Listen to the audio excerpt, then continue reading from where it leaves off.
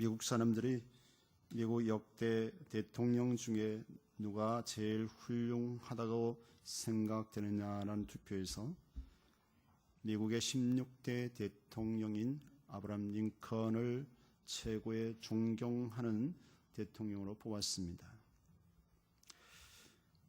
이 링컨 대통령이 대통령 전에 젊었을 때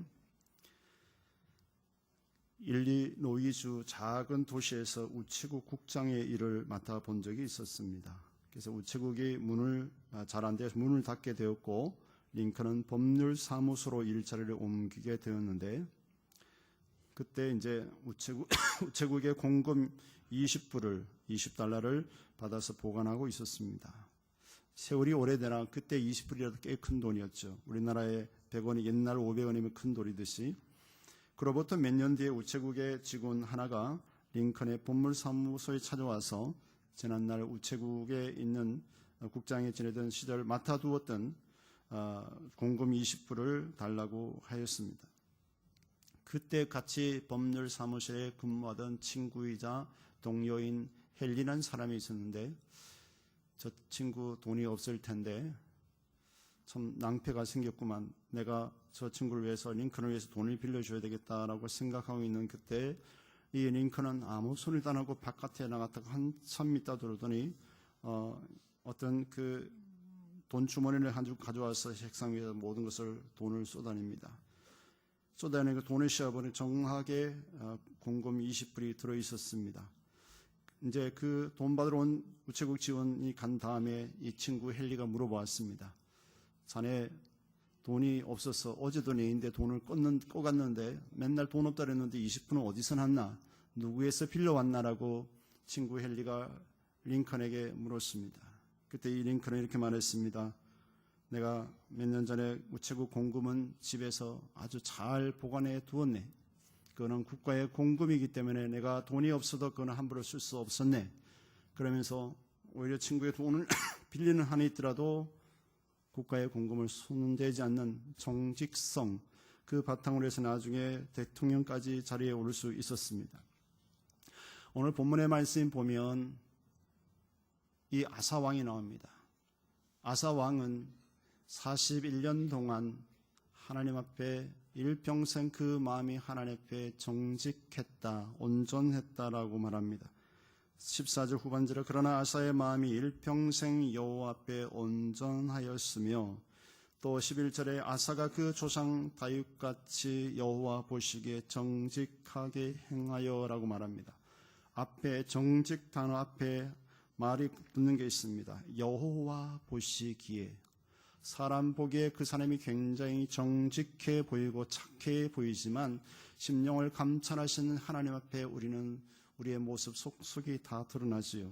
그러면 진정한 여호와 보시기에 정직한 자는 어떤 자입니까? 여호와 보시기에 정직한 자는 전체 말씀을 보면 이 아사는 하나님의 말씀대로 순종하는 삶을 살았다는 것입니다. 그 조상 다윗처럼 하나님 정직했던 것처럼 하나님 앞에 아사 왕은 하나님이 말씀하라는 것을 절대적으로 순종하는 삶을 살았기에 하나님은 이 기록자를 통해서 아사는 여호와 보시기에 정직했다라고 말씀해 주고 있습니다. 요즘 인간 그 문화라는 것을 포장해서 해외 문화들이 제된 문화들이 들어오고 또 문화라는 포장을 통해서 잘못된 우상 문화에 빠져 있는 한국의 문화가 굉장히 심각할 정도입니다. 그것을 오히려 어떤 평등이라는 인권이라는 것을 포장해서 법제화를 만들어서 한국을 사회 최악의 타락의 나라로 만들려고 하는 그런 아주 교묘한 정치 세력들도 있습니다. 하나님이 죄악이다 하는 것, 하나님이 우상이다 하는 것, 탐욕이 우상이다, 하나님보다 더 사랑하는 것이 우상이다는 것을 말씀으로 바로 세우는 사람이 하나님 보시기에 정직한 사람이다라는 것입니다. 오늘 본문에 보면 그 아사 왕은 여호와 보시기에 정직한 정치를 하는데요. 먼저 첫째로 사회 죄악을 제거합니다. 사회 죄악의 제거를 하는데 그 첫째가 무엇이냐면 12절에 보면 남색하는 자를 내쫓습니다. 이 남색하는 자라는 것은 예쁘게 생긴 남자들이 남자를 좋아해서 남자가 남자끼리 동성애하는 자를 가리킵니다. 이렇게 해서 나라가 굉장히 성적으로 타락하고 굉장히 사회가 문란해져 있는 그때입니다. 그래서 아사 왕은 하나님의 앞에 죄악이라는 것을 알고 이 남색하는 자들을 국가적으로 대대적으로 색출해서 그 나라에서 쫓아냅니다. 그것이 12절에 말씀합니다. 오늘날 그 문화계, 종교계, 법조계, 또 정치계의 성추행, 성희롱, 성폭력 때문에 지금 나라가 아주 떠들썩하고 그런 짓을 했는 사람들은 초긴장을 하고 있죠. 언제 나도 SM에 떠올라서 나도 얼굴을 내밀고 또 공개적으로 사죄해야 할 그런 날이 올지 모른다는 아주 두려움과 그런 일에 지금 국가가 휘말리고 있습니다. 전체적으로 이렇게 어려움을 당하고 있습니다. 레위기 20장 13절에 보면 누구든지 여인과 교합하듯 남자와 교합하면 둘 다 가증한 일을 행함인즉 반드시 죽일지니 그 피가 자기에게로 돌아가리라 라고 말씀합니다. 당시 하나님의 거룩함, 하나님 앞에 거룩히 서야 할 이스라엘 백성들의 이러한 일들은 해외에서 들어왔던 자칫 생겼던 간에 동성애자는 하나님은 반드시 죽일 것을 말씀합니다. 여러분 작은 것이 여러분 농사를 짓는 사람들을 보면 이만한 상품이 엄청난 이 상품의 가치가 있는 배가 큰 모양이고 사과가 아주 잘 익고 맛있는 사과일지라도 바늘 구멍만한 이 탄저병이 생기면 며칠 안 가면 다 썩어버립니다. 특별히 복숭아 같은 경우는 며칠이면 다 완전히 썩어버립니다. 그래서 저희 초외삼촌도 이 복숭아 농사 짓는데 보면 이따만한 것이 바늘만한 그런 것만 생겨도 벌레들이 이렇게 찔러놔서 단저병이 생기면 그냥 다 버립니다. 아무리 아깝게 힘든 농사에 다 버립니다. 왜냐하면 유통 과정이 다 썩어서 소비자들이 사 먹을 수 없게 되니까. 그래 되면 요즘 생산자 이름 쓰고 전화번호 쓰는데 전화 오면 그 농사 내년에는 농협이나 이제 출고를 못합니다. 못 팔아먹습니다. 그만큼 하나님 보시기에 작은 것이라도 큰 죄든 작은 죄든 하나님은 사회의 죄악을 제거하기 위하여 이들을 반드시 처단할 것을 말씀합니다. 또 로마서 1장 26절에 신약 성경 와서도 1장 26절 27절에 보면 이를 인하여 하나님께서 저희를 부끄러운 욕심에 내어버려 두셨으니 곧 저희 여인들도 순리대로 쓸 것을 받고 영리를 쓰며 이와 같이 남자들도 순리대로 여인 쓰기를 버리고 서로 향하여 음욕이 불일 듯하며 남자가 남자로 더불어 부끄러운 일을 행하여 저희의 그릇 때문에 상당한 보응을 그 자신에 받았느니라. 뭔 말입니까?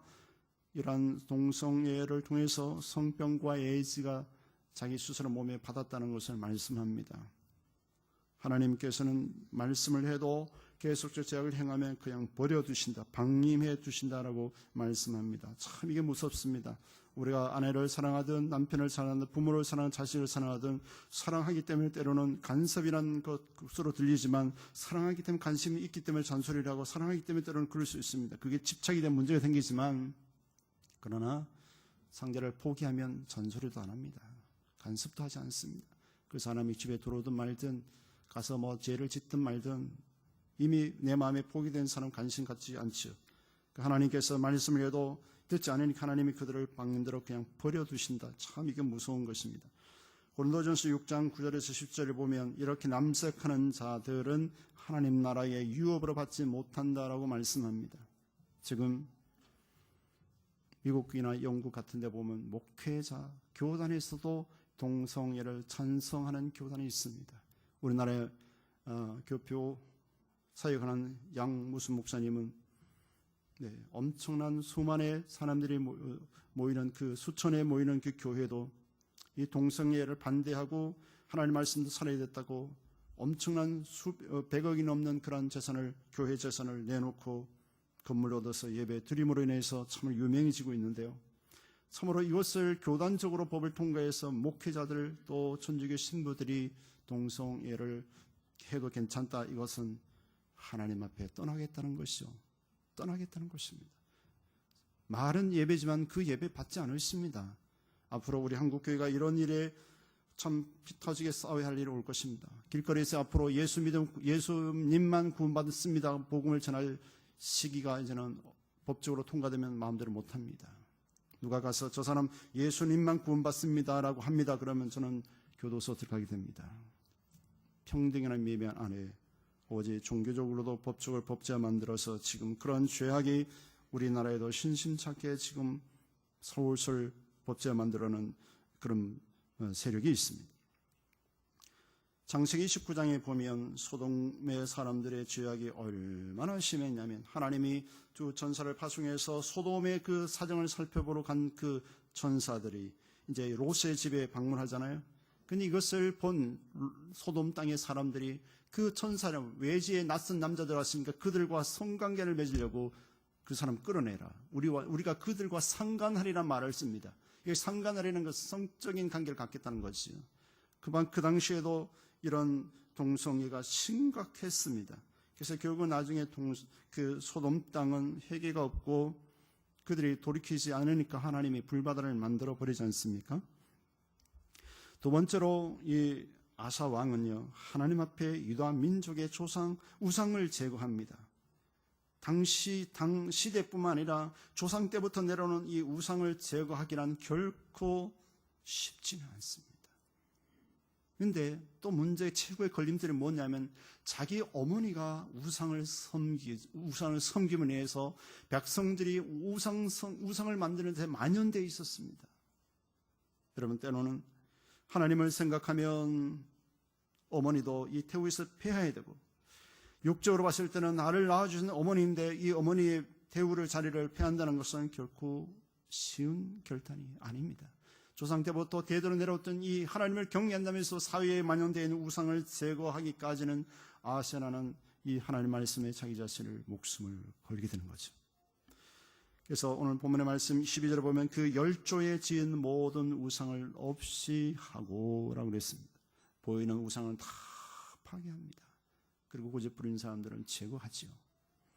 그리고 13절에 보면 그 모친 마가가, 이름 분명히 나오잖아요. 마가가 아세라의 가증한 우상을 만들었다고 했어요. 여기서 우상은 우상인데 가증한 우상을 만들었다고 했는데 아세라의 하나님의 우상의 남자들의 그 부분을 만들어서 우상을 만들어 놨다는 거죠. 가증한 우상. 그래서 이 어머니 태우가 이 짓을 하니 왕이 건의가 서지 않습니다. 네 어머니부터 잘해라. 너 집부터 우상 섬기면서 무슨 국가를 다신다 그러냐. 백성들을 그러지 않겠어요.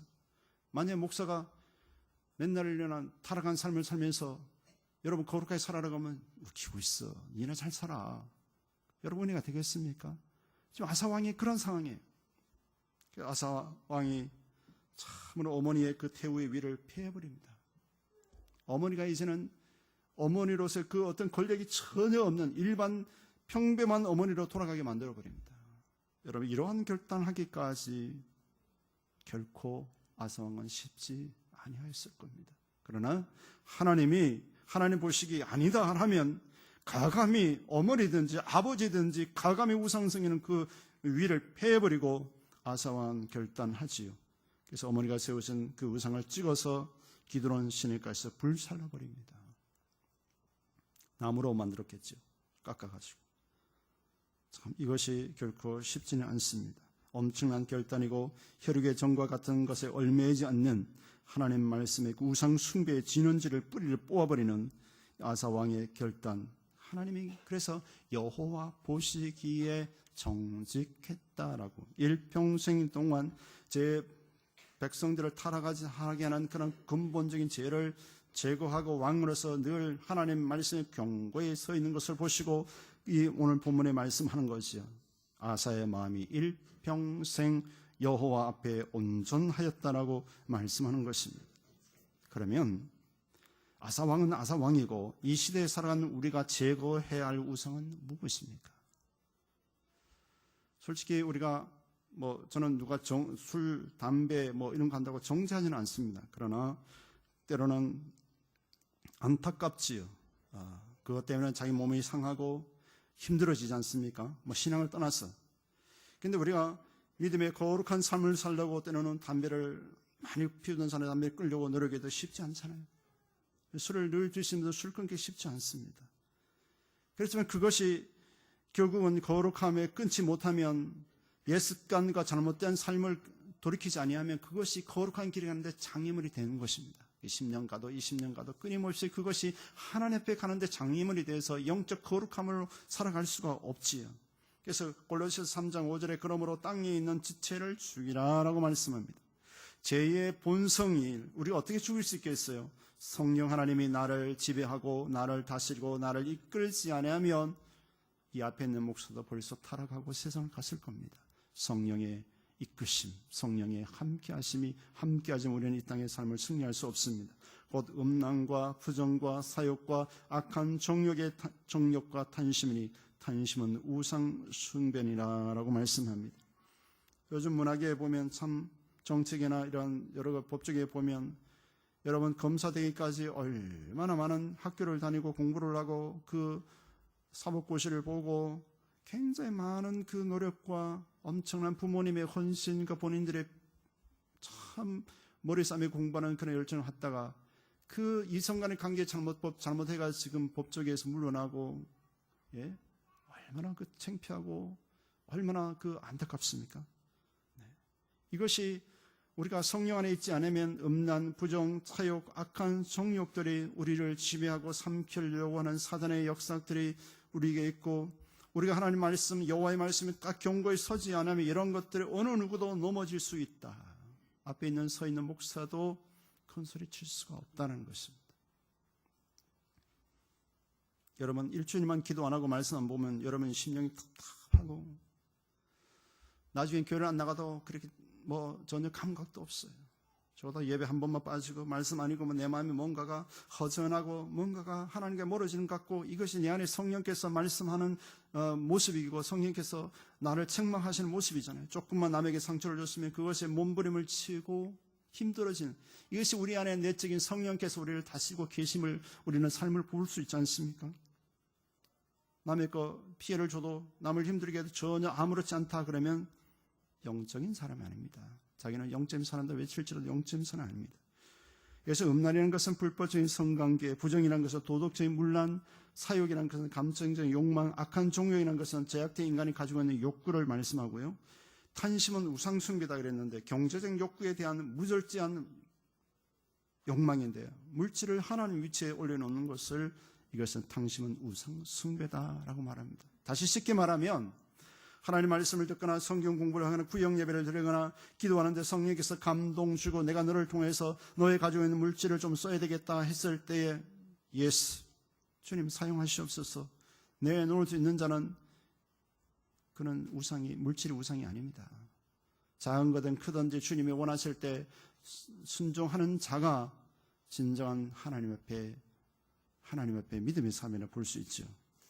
때로는 이 물질의 우선주의, 하나님 우선주의가 되지 않으면 물질이 굉장히 갈등을 많이 하고 있죠. 그것 때문에 시험 들기도 하고요. 참으로 때로는 육체의 편안함을 추구합니다. 하나님께 기도하기보다도 편안함을 추구합니다. 마음은 늘 예배, 새벽 기도 나가야지, 철학기도 나가야지만 새벽에 일어나지 못하죠. 육의 것 저버리죠. 그리고 예배를 소홀히 하고 하나님에 대한 믿음을 소홀히 하고 이 세상 하나님의 일보다도 우선시하는 세상 쾌락과 육신의 세상 모임을 더 우선시하고 이렇게 되면 우리가 이것을 제거하지 않으면 그렇게 신앙생활하면 10년, 20년 가도 끊임없이 제자리입니다. 여러분 매일마다 하나님 말씀을 대하고 그 하나님 말씀에서 내가 제거해야 되고 버려야 되고 가감히 뒤집어 엎어서 하나님 말씀에 서야 될 것을 우상되는 그런 부분들을 제거하지 않으면 승리할 수 없습니다. 열왕기상 오늘 본문 15장 5절에 다윗 왕의 정직함을 이렇게 말씀합니다. 다윗이 햇사람 우리아의 아내 우리아의 일 외에는 평생의 여호와 보시기에 정직히 행하고 자기에게 명하신 모든 일을 어기지 아니하였다 그랬습니다. 여러분 인간적으로 봤을 때 이스라엘의 유다의 그 초대 왕 사울 왕과 다윗을 비교해서 다윗은 아주 나쁜 사람입니다. 누가 예신의 아내를 겁탈하고, 그리고 그것을 들통 안 나게 하려고 우리아를 전쟁에 제일 앞서 있어서 죽였잖아요. 그뿐만 아니라 여러분 말씀 자세히 보면 우리아뿐만 아니라 제일 앞서서 야 1조 앞으로 가, 우리아만 나간 게 아니에요. 우리아와 같은 한 조와 됐던 한 소대가 나갔다가 다 죽었어요. 여러분 성경 잘 읽어보세요. 우리아만 죽인 게 아니에요. 자기의 죄를 은폐하려고 한 소대를 다 죽였다고요. 그런데 여러분 사울을 인간적으로 봤을 때는 멋있는 사람입니다. 키도 크고 멋있는 사람이에요. 그리고 사울이 악하게 죄를 지었다는 구절이 없어요. 그런데요, 나중에 하나님이 전쟁터에 나갈 때 아말렉 족속을 다 죽이라고 했잖아요. 인간적으로 너무 멋있던 그 사울왕은요, 하나님 말씀을 불순종했어요. 사람의 말을 하나님보다 더 우선시했어요. 이 순서가 바뀐 거예요. 결국 하나님이 사울왕을 폐해버리잖아요. 인간적으로 봤을 때는 그 사람이 멋있고 존경할 수 있어요. 그러나 과연 하나님도 그렇게 하나님 앞에도 기뻐하는 사람인가 우리는 생각해 보아야 된다는 사실입니다. 그래서 이 다윗이 그 후손 왕들에게 본이 되는 겁니다. 열왕기하 18장에도 보면 히스기야가 그 조상 다윗의 모든 행위와 같이 여호와 보시기에 정직히 행하여 그랬습니다. 다윗은 그런 죄를 지었지만 하나님 말씀이 딱 떨어지자 그냥 뒤집어쓰고 회개하고 죄를 뒤집어쓰고 베옷을 입고 난리 납니다. 하나님 잘못했습니다. 내가 사람을 죽였습니다. 부하의 아내를 겁탈했습니다. 하나님 나 죽이십시오. 용서해 주려고 아주 보면 성경 시편 51편에 그 회개하는 내용이잖아요. 침대가 좁도록 기도합니다. 회개합니다. 하나님 그것을 긍휼히 여기시죠. 그가 회개해서 긍휼히 여기신 것도 있지만 하나님의 긍휼을 여김으로 인해서 그가 잘못을 용서를 받는 거죠. 세 번째로 마음이 일평생 여호와 앞에 온전한 아사왕. 오늘 14절 후반절에 그러나 아사의 마음이 일평생 여호와 앞에 온전했다 그랬는데요. 그러나 이 열왕기상을 기록한 기록자는 이렇게 말합니다. 14절 전반절에 보면 오직 산당은 없이 하지 아니하니라. 전체인 산당을 다 없이 하지 않았다는 게 산당이라서 우상 섬기는 그 장소를 말하는데요. 전국적으로 우상을 다 제거한다고 했지만 소수의 이 우상 산당을 제거하지 않는 부분들이 있어요. 역대하에도 똑같은 그 말씀이 나오는데 그래서 남겨놓은 그 우상의 신당들이 나중에 또 백성들이 또 우상을 짓는 계기가 되죠. 다 했다 하지만 소수의 남은 게 있었다는 것입니다. 그러나 아사는 그 마음이 일평생 여호와 앞에 온전했다. 하나님 말씀하면 가감히 어머니 태우도 그 자리에서 내려놓게 하고 뼈를 깎는 가정부터 국가의 일까지 모든 권력 일까지 뼈를 깎는 그런 제약을 제거하고 우상을 제거하는 그런 모습이었습니다. 빌립보서 2장 5절의 말씀 보면 너희 안에 이 마음을 품으라. 곧 그리스도의 예수의 마음이라고 말씀하지 않습니까? 여러분 그리스도 예수의 마음은 어떤 마음입니까? 빌립보서 2장 8절에 답을 주고 있어요. 그 예수 그리스도는 죽기까지 하나님 앞에 복종시켰다 그랬어요. 인간적으로 봤을 때는 십자가에 못 박히는 것이 싫습니다. 너무 고통스럽습니다.